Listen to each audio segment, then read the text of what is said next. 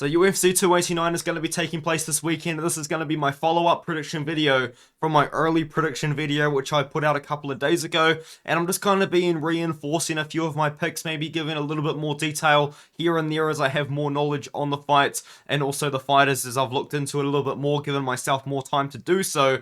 And in this video as well, I'm going to address a little controversy that you guys weren't too happy about with my Oliveira versus Dariush pick, so I will get there when I get there. But I don't normally ask for subscribers at the very start of the video, but I'm so close to 4,000 subscribers. I only need 5 more at the time of recording, so I really would appreciate it if you haven't subscribed already to help me reach that milestone. And before we do get into the picks and the predictions, you do have my We Want Picks premium membership content. It's not only my content, it's also Angelo and Jacob's We Want Picks content there. You just go to this website, go to the premium page, put in my code, you get a 3-day free trial. You can cancel that free trial at any time, so you're not really locked into anything if that's what you're worried about. But on there, you get access to all of these premium tools. You get access to bets that I put out. You get access to bets that Angelo and Jacob plays. You get access to articles that I write. You get access to all these sorts of betting tools and things that will help you make bets.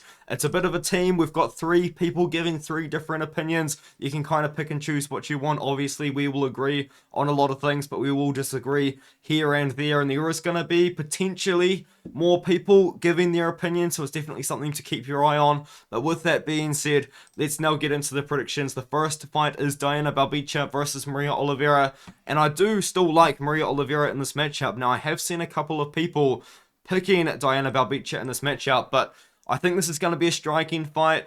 And I think in this fight, Maria Oliveira is going to be more aggressive. I think she is going to be throwing more volume. And I think if anyone is going to be there in the 3rd round, let's say it's 1-1 going into the 3rd round, I do think it's going to be Maria Oliveira, which will still push that pace in the 3rd round. Like, she has looked good going into the 3rd round against Vanessa Demopoulos, but that was a pretty bad performance from her.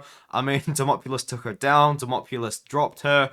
It was not a good performance, but she did rally back in the 3rd round, you know, and she has got a win over Gloria DePaula by split decision, who Diana Belbita did lose to, but Diana Belbita didn't seem too happy with the decision. It was a close fight. Maybe you could make an argument either way.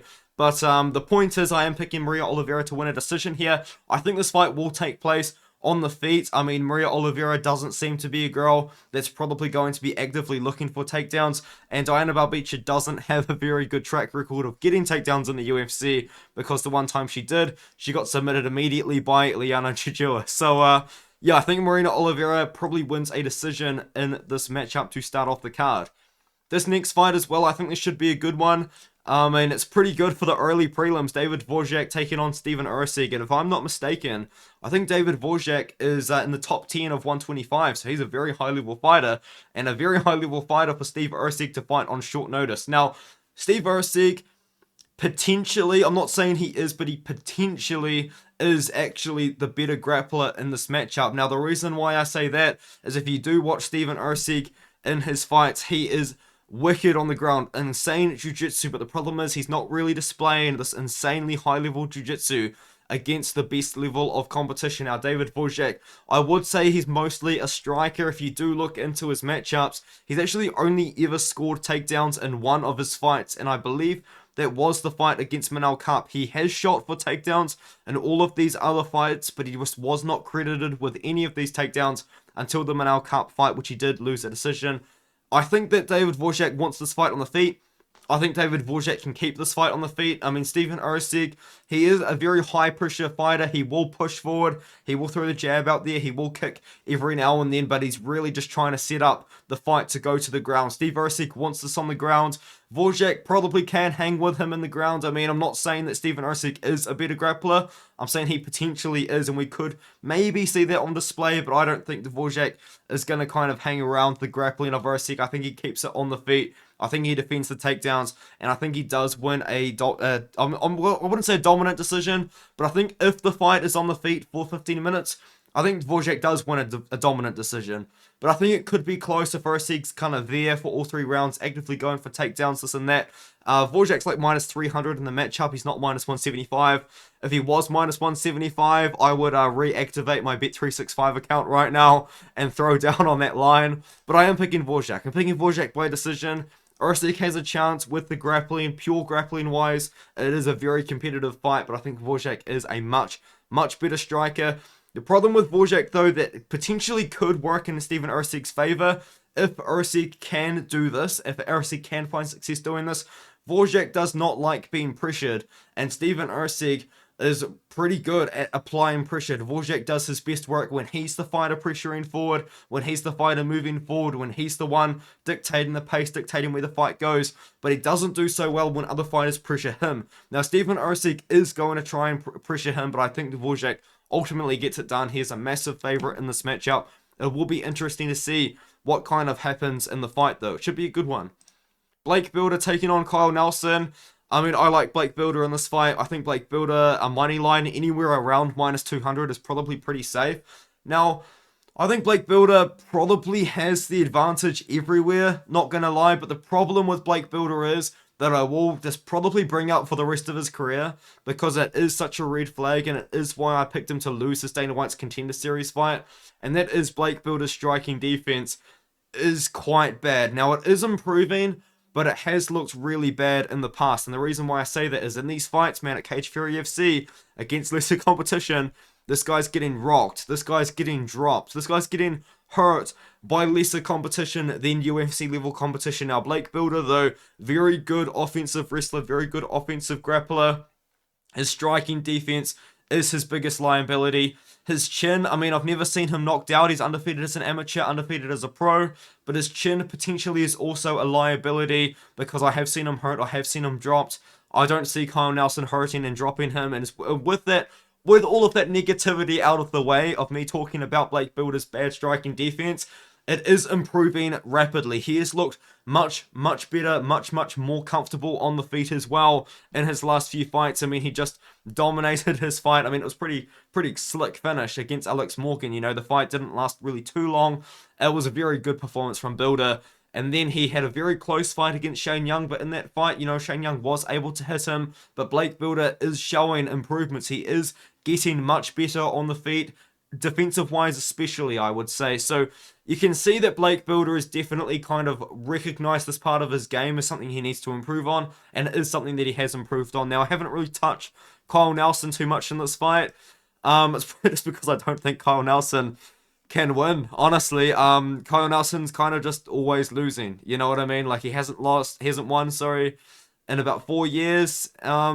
He's not really losing to bad guys, but he's not looking really that good in these losses, and he should have lost to Do Ho Choi. It was such a stupid point deduction that got him the draw. Yeah, Bilder should run through Nelson. I like Bilder by submission, but maybe Nelson can survive to a decision. I think Nelson probably gets cut after this fight. Let's move on. With all that negativity aside, let's talk about a fight I am looking forward to. Now, Aiemann Zahabi versus Aoriqileng should be a good fight. Now, the thing about Aiemann Zahabi is we have seen Zahabi in boring fights before. We have seen Zahabi go out there and throw and land low volume of punches. But the thing about Aoriqileng is this guy will not be in a boring fight, man. No matter who you are, no matter what your game plan is, Aoriqileng will take you to war, and that is what he has done in the past. Now, I've seen a lot of people discrediting Aoriqileng's losses, saying he lost to Jeff Molina, he lost to Cody Durden, they're flyweights, he's a bantamweight. Well, let me just pump the brakes a little bit here. Aoriqileng fought those fighters at 125 pounds, but after 2 losses, he decided to make the change and move back up to bantamweight, where he had success previously in his career, and it's worked. He knocked out Cameron Else. He beat up Jay Perrin. I mean, one media member scored it for Jay Perrin, but that was Ben Davis, so I don't think he has any credentials. I've never seen him judge a fight since then, so he was probably banned from MMA decisions after that fight. So, yeah, Aoriqileng, he's looking pretty good. He's had a lot of success, and I think he should be able to beat Aiemann Zahabi. Now, I think a lot of people kind of don't really realize how old Aiemann Zahabi is. Now, I do understand that he's Faraz Zahabi's brother, so he obviously has had very good training. I mean, he's probably seen looks with George St. Pierre. You know, his brother would have given him some very good training as well, but I don't know, man. Zahabi's too low volume, and what Aoriqileng will do, man, is this guy will go to war. He will be aggressive. He will come forward. He will throw high volume. He will get hit 2 hits, but I think against Aiemann Zahabi, he probably doesn't have to worry too much. I think Aoriqileng is going to storm forward. I think he's going to be aggressive, and I think he's going to land volume, and I think he's going to look very good in this fight. I think he's actually going to find a knockout in this matchup,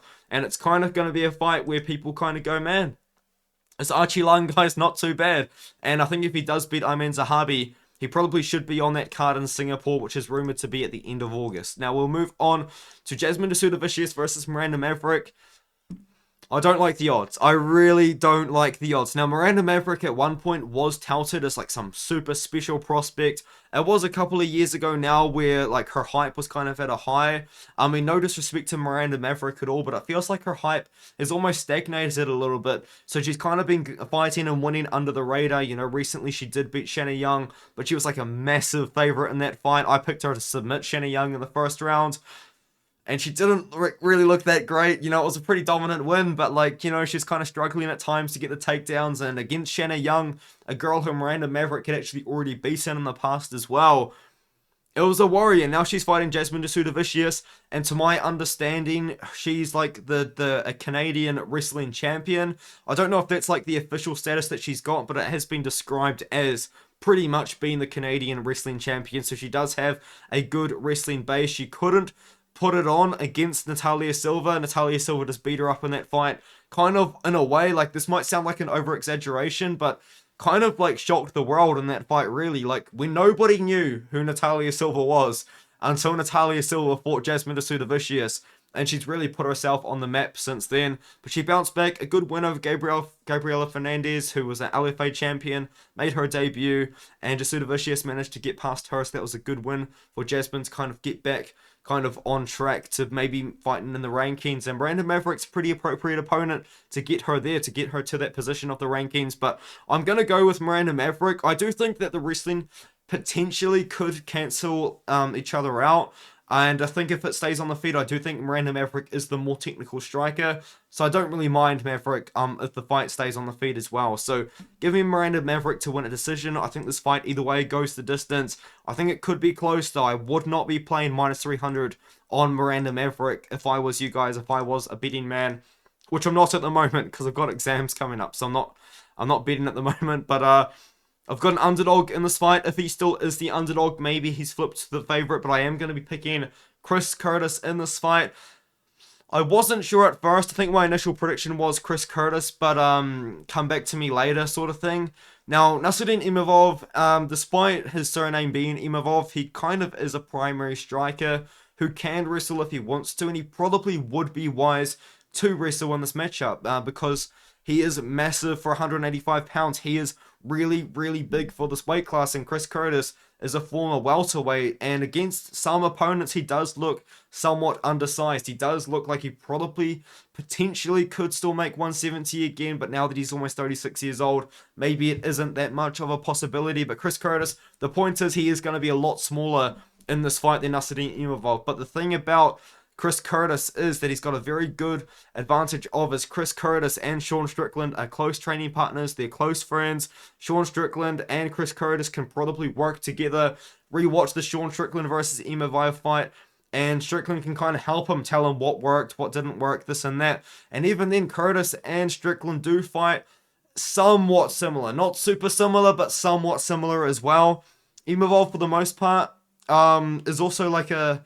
He's like a kickboxer, but he doesn't throw that many kicks, so it probably could be a pretty good boxing matchup. And Chris Curtis's striking defense is quite good.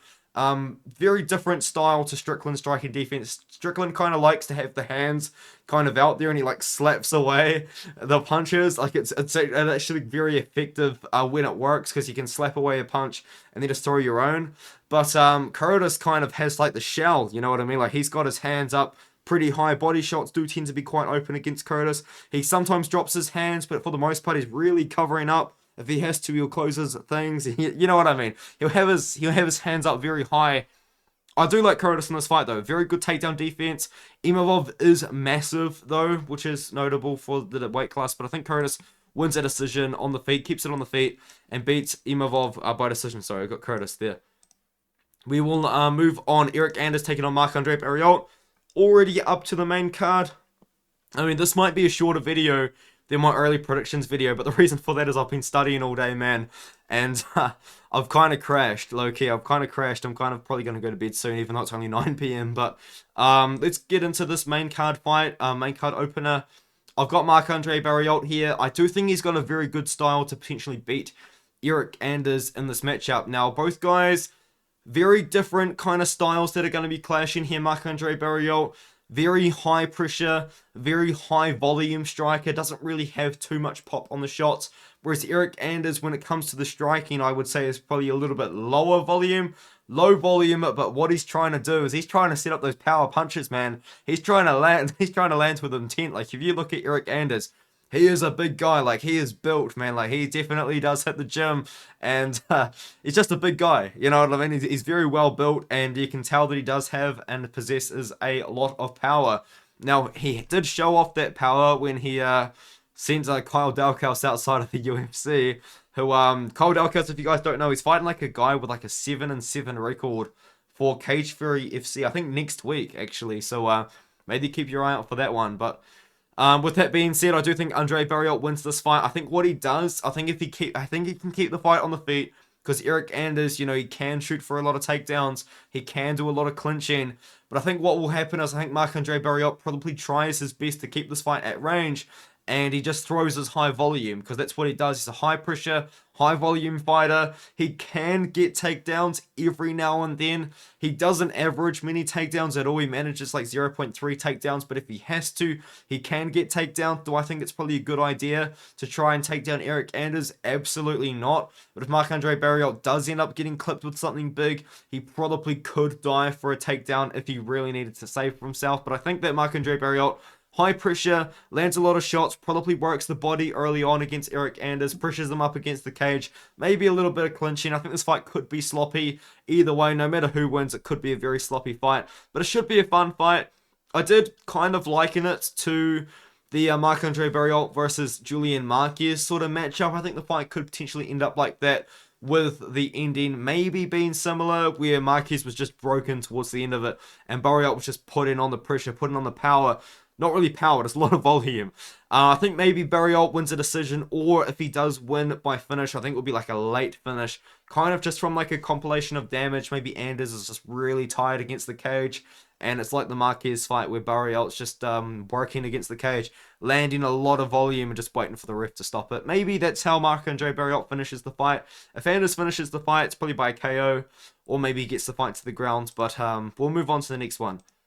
Dean Ige taking on Nate the Train. Now, everyone loves Nate the Train. It's not just me that loves Nate the Train. We all love Nate the Train. We all want Nate the Train to win. I think Nate the Train potentially could make a massive name for himself, because he's going to be in the press conference as well. Nate the Train will be in the press conference, and he genuinely does have a very good chance of just gaining fans from the press conference alone with his his fantastic personality. I mean, what more can you say? And also, if he wins and gets on the mic, you know, in front of a pay-per-view, post-fight speech, sold-out arena, like Nate the Train, man, he just says things, and whatever, I don't know what goes on in his mind, but he just says things, and very entertaining guy on and off the mic, and also, did that make sense? He's an entertaining guy on the mic and in the cage. But anyway, the point is, I do think Dan Ige wins this fight. Now, Dan Ige, I did kind of meme him a little bit, because I may or may not have never picked him to win in any fight.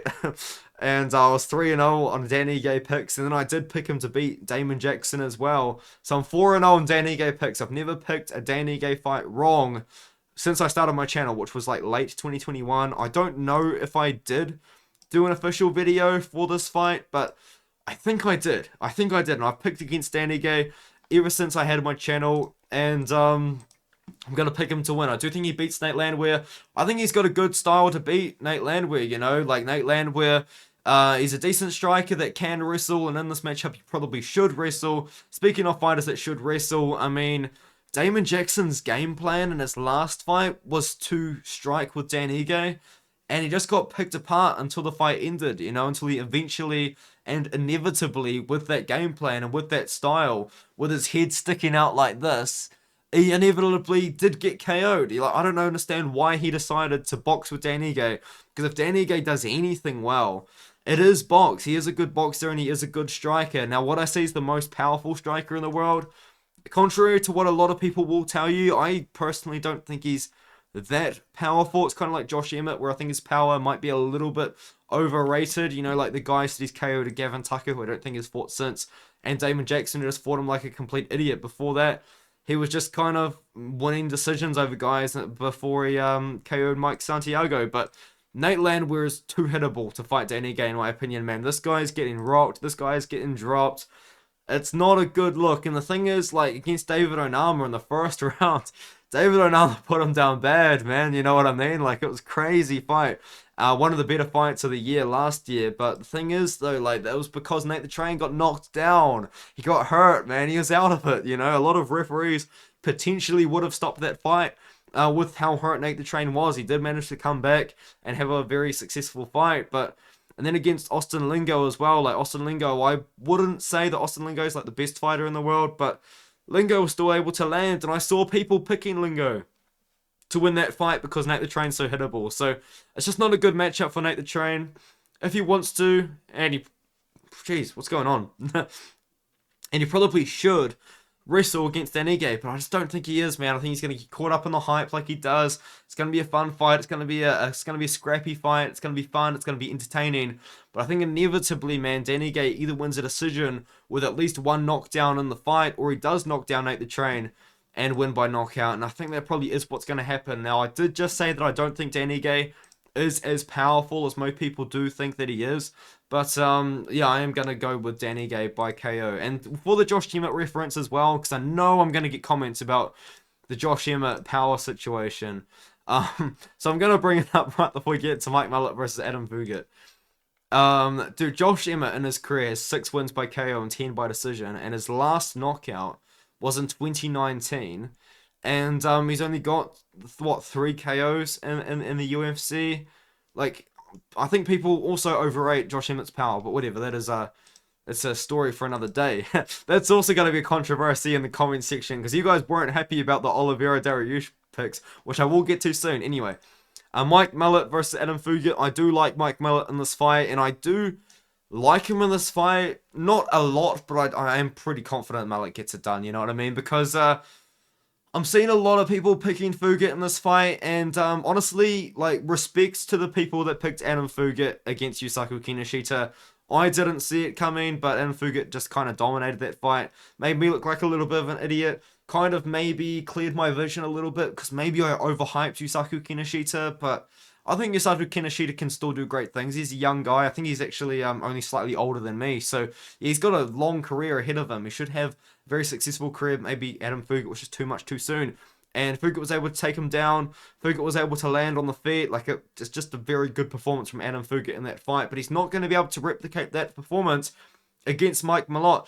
Not only is Mike Malott a fantastic striker, which everyone seems to talk about, I think for some reason people sleep on this guy's grappling, man. This guy is the grappling coach at Team Alpha Male. This guy has been the grappling coach at Team Alpha Male, to my knowledge, for a very long time, you know, because, you know, he fought on Dana White's Contender Series, but that was his first fight, and, like, second fights are in, like, 4 years, you know, like, yeah, like, he just hasn't been active. He took a lot of time off. I don't know what he was doing. Maybe he was just focusing on being a coach, but now he's in the UFC. He's having a lot of success. He probably is one of Canada's best prospects right now to really kind of make it out of Canada. Maybe he could potentially be ranked eventually, because he has having some really dominant performances. And I do think this is a good matchup for Adam Fugitt. Now, Mike Malott hasn't really fought the best UFC level competition, you know, because he did fight Mickey Gall, who I do believe got cut after that. But Mickey Gall was in the UFC for a very long time, you know, very experienced fighter in the UFC. And then Johan Linus, it was just a bad matchup for Linus. He got subs pretty quickly by Malott in that matchup. I think Malott when it comes to the grappling, does have a pretty big advantage. I think he can get it done over Fugitt with the grappling. I think a lot of people are picking him by KO. I like the submission, man. I think Malott gets the fight to the ground. And even if Adam Fugitt gets the fight to the ground, I don't think he should mess around on the ground with Mike Malott, because we did see what happens when you shoot a sloppy takedown against Mike Malott. You're going to get choked out. Szymon Swiatkowski learned that one the hard way. Unfortunately for Mike Malott, this fight has actually aged very badly, because Szymon Swiatkowski well, he did lose to Billy Goff in Dana White's Contender Series, but I forgot he won this fight. But he was losing this fight against the 3-1 opponent until the illegal knee.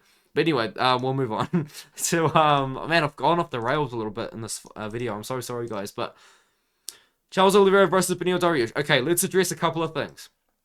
The first thing that I think people don't really understand is I genuinely do believe Charles Oliveira wins this fight. I'm not only picking Charles Oliveira because he is my favorite fighter, and that kind of brings on to the second point. I'm allowed to have a favorite fighter, like, you know what I mean? You guys have favorite fighters. I am allowed to have a favorite fighter, and Charles Oliveira is my favorite fighter. And this is a potentially biased pick because Charles Oliveira is my favorite fighter, and I'm going to admit that. I'm going to tell you guys that. So if you guys don't want biased picks from me, then just maybe ignore this fight. I'm telling you, none of these other picks are biased, but maybe this one is. I don't think this one's biased. I've got a lot of reasons to like Charles Oliveira in the matchup. And then the third point is, which I'm probably going to have to elaborate on for a very, very long time, is I said that I think out of these two, Beneil Dariush has a better chance at beating Islam Makhachev, and I also said on top of that, I think Beneil Dariush has the best chance at beating Islam Makhachev out of everyone at 155 pounds. Now, just because Islam Makhachev won a pretty dominant performance over Charles Oliveira doesn't automatically mean, because I think Dariush could potentially beat Islam Makhachev, that Charles Oliveira loses to Beneil Dariush. It doesn't work like that. Styles make fights, and it wasn't clear at the time, but maybe Charles Oliveira does just have a bad style to beat Islam Makhachev. Now, I do believe that wasn't Charles Oliveira's best performance. Maybe he was nervous, maybe something happened, maybe Islam Makhachev really is that good, but Charles Oliveira did not look that good against Islam Makhachev. Just because Islam Makhachev beat Charles Oliveira, and I think Dariush has a good style to beat Islam Makhachev, doesn't just automatically mean that Beneil Dariush beats Charles Oliveira. It does not work like that at all, honestly. Like, it doesn't work like that at all. So I kind of wanted to clarify that. I don't know if that makes any sense, because I just don't understand why you would just pick someone to win because of this. You know, like, it's almost like you should pick Adam Fugitt to win by knockout over Mike Malott because Mike Malott submitted Solomon Renfro, but Adam Fugitt knocked him out. Like, you know, like, it just doesn't make sense. You know what I mean? So I'm still going with Charles Oliveira in the matchup. Like, I genuinely think he wins, and I genuinely think he is the better striker. Now, a lot of people say Beneil Dariush, underrated striker, all this sort of thing. Yeah, he probably is an underrated striker, but the problem is, because so many people are saying that he is an underrated striker, does that kind of mean that now he's becoming a properly rated striker? You know what I mean? And the thing is, as well, is if Charles Oliveira doesn't do anything stupid, and I will elaborate on that, he wins this fight. He does. The stupid things that I'm talking about is pulling guard. He pulled guard against Islam Makhachev. It didn't work. He got submitted for pulling guard. It was just such a dumb decision. Like, he's had success pulling guard against Justin Gaethje, but that's because Gaethje wanted nothing to do with the ground on him. Gaethje, in pure BJJ, has nothing for Charles Oliveira. But Beneil Dariush does, and obviously with Islam Makhachev's grappling background, Islam Makhachev can hang on the ground with Charles Oliveira as well. Beneil Dariush can also hang on the ground with Charles Oliveira, and that is why I don't want him pulling guard. None of this pulling guard, none of this BJJ nerd stuff. We've seen so many BJJ nerds getting exposed recently, and I don't need to see Charles Oliveira pulling guard and doing anything dumb. And if he doesn't do that, he does win this fight. And the reason why I do believe that is I think Oliveira is the better striker in the matchup. I think he's the more technical striker. Can he get dragged into a brawl? Can he get dragged into a war? Yes, he can. He did that against Justin Gaethje, but he did manage to come out on top. Now, he almost didn't because he's hittable. And that's another problem with Oliveira. He is hittable. You do see this guy get hurt. You do see this guy get rocked. In the past, you've seen him get finished. He's got a lot of losses in the UFC. But another thing that people don't really seem to understand as well, like, you see 9 losses on Charles Oliveira's record. you've got to go a long way back for those losses, man. 2017 and 2017. Charles Oliveira was what, like 27 years old, and then if you want to get some more losses, he was like 21, 23 years old when he was losing to these fighters. And he's not losing to bums. He was like 21 years old when he lost to Jim Miller, you know, like who still won the game, 18-2 at the time, by the way. Was 21 years old when he lost to Donald Cerrone. Like 22 or 23 when he lost to Edgar and Swanson. Next, like come on, guys, like. I don't know. Like, I'm just not seeing you. Like, records are for DJs. They really are, man. Like, these losses were a long way back. You can't really count them too much now. With that being said, I do like Oliveira in the fight. I don't really understand why I had to justify it that much, because I do think Oliveira wins.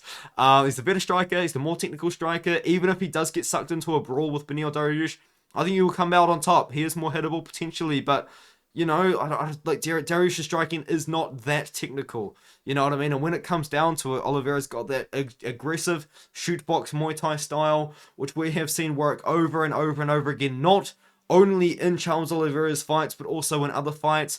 Just all of the Diego Lima shoot box guys have success on the feet with their style, like Daniel Santos, Alves Brenner, Felipe dos Santos as well. In the LFA, in the regional scene, they all fight the same way. They all run forward. They all come up. They've all kind of got like the front leg really, really light. And the reason why people are not really so tempted to take them down, and the reason why Charles Oliveira and all of these shootbox guys do have so much success on the feet, is because people do fear taking them down. They don't want to go to the ground with these guys because they are good grapplers. Now, that is a big problem in this matchup specifically. Beneil Dariush is not scared to go to the ground with Charles Oliveira. Now, personally, this might sound dumb. In hindsight, it is dumb. I didn't really think that Islam Makhachev was going to entertain the ground game with Charlie Olives as much as he did. And I don't think that Charles Oliveira himself thought that Islam Makhachev was going to entertain the ground game as much as he did either. Like, that's the thing. I mean, and I really hope that Oliveira's coming into this matchup understanding and believing the fact that Beneil Dariush is not scared of grappling with him.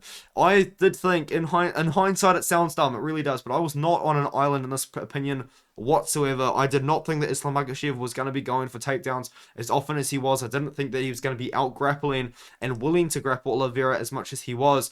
And I think Oliveira didn't expect it either. And I think that Oliveira needs to go into this fight expecting Beneil Dariush to win. Now, a lot of people are thinking like Beneil Dariush, man, he looks so good in the scrambles against Gamrot. He looks so good in the scrambles and the grappling. Gamrot's a really, really good wrestler, but in pure BJJ and just pure grappling, he's not really all that good. When you watch Oliveira work, when you get to see Oliveira flow on the ground, he's always kind of going for a submission, man. He's always kind of got that BJJ, he's always kind of going, he's always trying to choke you out, he's always trying to get an arm, all this and that. Gamrot isn't really, you know, Gamrot's kind of all control, and he's all kind of about high volume of takedowns, which Dariush was able to stuff and also out-scramble and look really, really good doing so, but it's not the same, you know what I mean? Because in those situations, in those scrambles, someone like Charles Oliveira is probably not just going to kind of focus on winning the wrestling scramble. He's going to try and focus on maybe threatening a submission to get out of there. He's going to be kind of doing all these sort of little different things that Gamrot wouldn't do, but Gamrot was doing things in those scrambles that Charles Oliveira wouldn't do either, if that makes any sense. And then with the Tony Ferguson fight, like we kind of know now, Charles Oliveira wrote the blueprint to beat Tony Ferguson. Like in hindsight, that win hasn't aged that well, but Charles Oliveira beat him before Beneil Dariush did, and Beneil Dariush just copied Oliveira's blueprint to win that fight. And then you go back to Diego Ferreira, close fight. Diego Ferreira is a great fighter, and he was a much better fighter then. I mean, and then we've got to go really far back just for a bunch of KOs. And that kind of does bring me to the point as well, where as much as I would love Beneil Dariush to win this fight, because I think he would pose a much bigger and better challenge to Islam Makhachev than Charles Oliveira, I do think out of these two, the fighter that's most likely to become a champion is Beneil Dariush. I think that Beneil Dariush has the better chance to beat Islam Makhachev than Charles Oliveira. But it doesn't just mean that Beneil Dariush like wins the fight. You know what I mean? Like, I don't know. I guess arguments could be drawn in other instances where the same thing kind of holds true. But I think in this matchup, Oliveira wins. Man, how long did I talk about that fight for? Anyway, I've got Oliveira. I think Oliveira wins. I think he knocks him out. I don't think he's going to mess around on the ground. And even if he does, it's going to be offensive takedowns. And I like that from Olives. So give me Olives all day, man. I like Olives. I like Olives by KO. Now, Amanda Nunes taking on Irene Aldana. I'm going to be going with Amanda Nunes here. But the reason why I'm not super confident in it, I think if Amanda Nunes decides to strike with Irene Aldana, she's not going to have a lot of success. Like, I think that's where she needs to kind of avoid the striking and go for takedowns. And I feel like a blueprint has been written for Amanda Nunes to follow to beat Irene Aldana.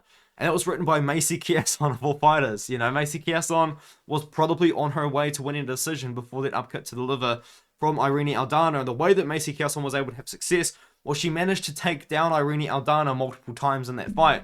Now, on the feet, it's kind of almost been exposed at this point that Amanda Nunes isn't really the most technical striker in the world, but what she does possess is great power. But I think when it comes to technique, when it comes to technical striking, Aldana probably is the more technical striker. And maybe she's not the most technical striker overall, but she's the more technical boxer for sure. And that's what she brings. She does bring KO power in the hands as well. I think Amanda Nunes needs to go to the ground. I think she needs to take down Irene Aldana, and I think that's what she should do. She wasn't afraid of taking Juliana Pena down to the ground, and Juliana Pena is a much more dangerous grappler than Irene Aldana. Now, somebody did say that Irene Aldana would submit Amanda Nunes if the fight went to the ground, and maybe that is possible, but it's been a long time since that last happened, man. It was in 2019 against Bitch Correa. And she was like a massive favorite of Bitch Correa, I'm pretty sure. Yeah, minus 400. So, yeah, like she just hasn't got a submission in a long time. I would be pleasantly surprised if we saw a submission from Irene Aldana. I would be surprised. I think Amanda Nunes is the better grappler. She's the better wrestler. She's probably the better like kickboxer, but she doesn't really throw that many kicks, does she? She kind of is hittable on the feet. This kind of the way that she throws punches, because it's kind of like a lot of power behind it, and the way that she throws punches, she kind of like puts her elbows out a little bit. She kind of throws like this. Like Juliana Pena, for example, kind of throws like a swimmer. You know what I mean? And Amanda Nunes kind of fights similarly, but she kind of, the elbows are kind of out. She kind of does leave herself quite hittable, if that makes like any sense whatsoever. But I think Amanda Nunes needs to take this fight to the ground. I think it's a somewhat easy fight for Nunes if she can win the fight. But in the grappling, I like Nunes. Nunes' decision is likely. I like Nunes by submission personally, maybe like the third, fourth round. I think if Aldana wins, it probably has to be by knockout. And I think it can happen. I really do believe that Aldana has a good chance of knocking out Amanda Nunes. But it's not going to be my official pick. My official pick is going to be Amanda Nunes, probably by submission, third or fourth round. And maybe a decision as well, like who really knows. But it's a more dangerous fight for Nunes than Juliana Pena the third time. Juliana Pena the third time would not have been dangerous whatsoever. And one thing I am going to bring up as well, just about this matchup, that is potentially worth noting. I mean, you might think that it's a bit of a waste of time, but, or maybe you agree, maybe you think this is really worth noting. Irene Aldana has to make 135 pounds for this fight. Now, she hasn't made 136 pounds since 2020. Her fight against Macy Chiasson was a catch weight. Now, it was a catch weight, I believe, at Macy Chiasson's request. Last minute, so Irene Aldana did obviously miss the weight because it was a catch weight at the end. The fight against Yana Santos, this was a bantamweight fight, which she missed weight for and weighed in at 139.5 for, but then she did fight against Holly Holm and she did make weight in that matchup. She made 136, but the point I'm bringing up is she hasn't made 135 or a contracted 135 since 2020, so maybe you could see issues with Irene Aldana on the scales. But there's not only Irene Aldana in the main event, which you might have to worry about the weigh-ins for. And the reason why I bring that up is because Amanda Nunes, you know, potentially she has issues making 135 as well. Now, I mean, she made 135 pretty fine the last time. But I believe it was against Juliana Pena. In this fight, there was a little bit of a worry. And I believe it was because she had fought at 145 for so long. Like, she fought at 145 here. I believe this was 145. 145, 145, so she probably just didn't make 135 for a very long time. So, yeah, that's kind of another thing that I thought I'd bring up at the end of the video. But let me know what you think about the comments, and I will see you guys in the next one as always.